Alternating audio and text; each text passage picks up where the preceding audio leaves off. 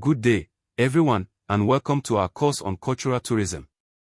Before we get into the practical strategies and the management aspects, I want us to spend some time really understanding what cultural tourism is, where it comes from, why it matters, and the many forces that shape it.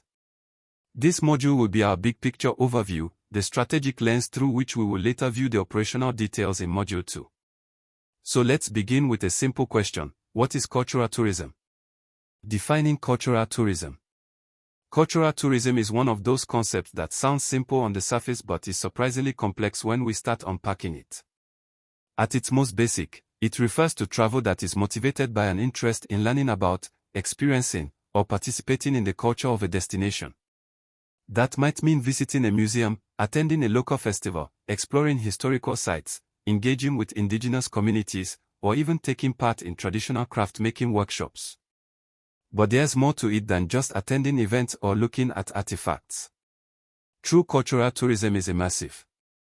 It's about engaging all the senses, not just the eyes. It's about the smells of traditional foods cooking in the marketplace, the sound of local music, the feel of handcrafted textiles, and the stories shared by community members whose heritage is being represented. International organizations, such as UNESCO and the World Tourism Organization, often frame cultural tourism as a powerful driver for sustainable development, when managed well. It preserves heritage, fosters intercultural understanding, and provides economic benefits to local communities. But when managed poorly, it can lead to cultural commodification, heritage destruction, and community displacement. The historical evolution of cultural tourism. To understand where cultural tourism is today, it helps to look at where it began. The idea of traveling for cultural enrichment is far from new. We can trace it back thousands of years. Ancient roots: think of the Greeks traveling to Olympia to watch the games, or the Romans visiting architectural marvels and sacred sites across their empire. These journeys were cultural in nature, they revolved around shared traditions, heritage, and art. The Grand Tour era: fast forward to 16th to 18th century Europe, when the wealthy elite sent their sons, and occasionally daughters, on the Grand Tour to visit cultural capitals like Rome, Paris, and Venice. This was essentially a rite of passage, designed to expose young aristocrats to art, architecture, history, and refinement. Post-World War II tourism boom, with rising incomes, affordable transport, and increased leisure time, the mid-20th century saw a huge expansion of cultural tourism. Museums became more accessible, heritage conservation movements gained traction, and governments began promoting national culture as a tourism asset. The 21st century shift: today, cultural tourism is more democratized. It's not just for the elite. Low-cost airlines, digital marketing, and social media have made it easier for people from many backgrounds to travel for cultural purposes. We've also seen the rise of experience-driven travel, where tourists actively seek deeper engagement rather than passive observation. The modern visitor: motivations and expectations.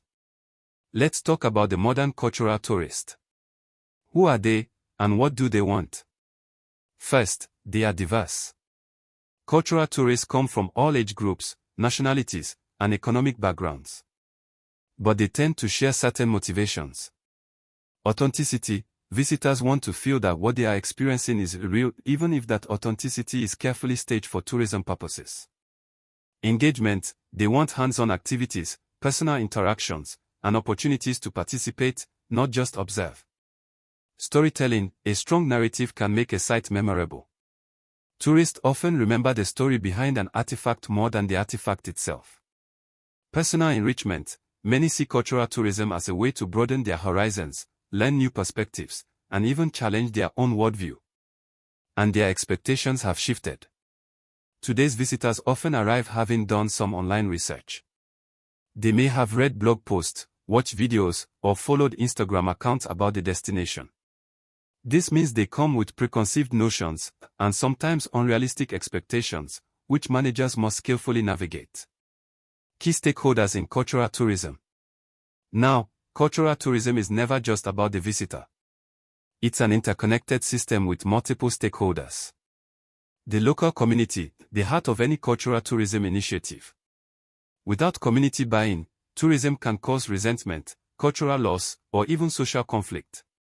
Cultural institutions, museums, heritage centers, galleries, archives, and performance venues play a critical role in curating and interpreting culture for visitors. Government agencies, ministries of culture, tourism boards, and heritage protection offices often fund, regulate, and promote cultural tourism. Private sector operators, tour companies, event organizers, hotels, restaurants, and craft sellers benefit economically from cultural tourism and often help shape the visitor experience. Non-governmental organizations, NGOs, many NGOs advocate for cultural preservation, sustainable tourism, or the rights of indigenous peoples. Visitors themselves, tourists, are not passive recipients. Their choices influence demand, shape programming, and even impact what gets preserved. Understanding how these stakeholders interact, and sometimes conflict, is crucial for any cultural tourism manager. Global trends in cultural tourism. Several trends are shaping the future of cultural tourism. Digital transformation, virtual tours, augmented reality in museums, and digital storytelling are expanding the reach of cultural experiences beyond physical visits. Sustainable tourism. There is growing awareness about reducing environmental footprints, minimizing over-tourism, and ensuring that local communities benefit. Community-led initiatives. More destinations are shifting towards models where locals design and manage tourism experiences. Hybrid experiences, blending cultural tourism with other niches like culinary tourism, ecotourism, or adventure travel is becoming more common. Crisis resilience. The COVID-19 pandemic highlighted the vulnerability of cultural tourism but also pushed institutions to diversify income sources and adopt flexible programming. Challenges in cultural tourism management. Of course, alongside opportunities, there are significant challenges. Over-commercialization. Culture can be diluted when it's packaged purely for profit. Heritage degradation. High visitor numbers can physically damage sites. Cultural appropriation. Misrepresenting or exploiting traditions can harm communities. Balancing access with preservation. Sometimes protecting a site means limiting visitor numbers. Economic inequality. Tourism income may not be distributed evenly within the community. In this first module, we've laid the foundation. We've explored what cultural tourism is, traced its historical roots, examined visitor motivations, identified key stakeholders, and considered both the trends and challenges shaping the field.